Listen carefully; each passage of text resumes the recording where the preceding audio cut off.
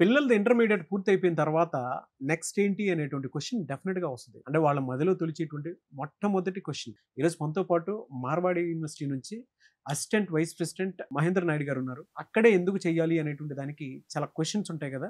So, అది వారి మాటల్లోనే తెలుసుకుందాము. Hello sir. Hello. Mahendra Naidu గారు ఇంటర్ చదివిన తర్వాత చాలా మంది స్టూడెంట్స్‌కి 2 అవకాశాలుంటాయి. ఒకటి డిగ్రీ, 2 ఇంజినీరింగ్ అనేది. అవును. ఏది మంచిదంటారు అసలు? అంటే మనం చూస్తే జనరల్‌గా డిగ్రీ డౌన్ ద లైన్ ఒక 25 సంవత్సరాలు, 30 సంవత్సరాల క్రితం తీసుకుంటే అసలు ఇంజినీరింగ్ వైపు వెళ్ళేవాళ్ళు చాలా తక్కువ ఉండేవాళ్ళు.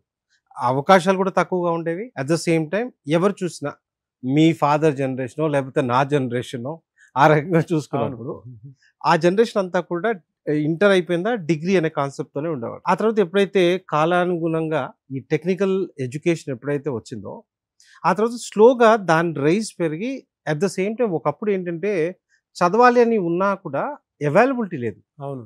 2 ఇంజినీరింగ్ అంతా ఇప్పుడంతా డివైడ్ అయిపోయి పార్ట్స్ చేస్తున్నారు.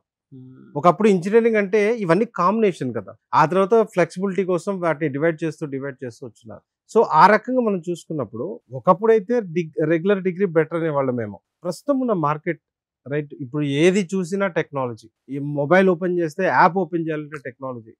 రైట్. మనం చూస్తే టీవీ టెక్నాలజీ. రైట్. అవును. ఏదైనా మనం బయటికెళ్ళాలి ఒక టికెట్ బుక్ చేయాలంటే టెక్నాలజీ.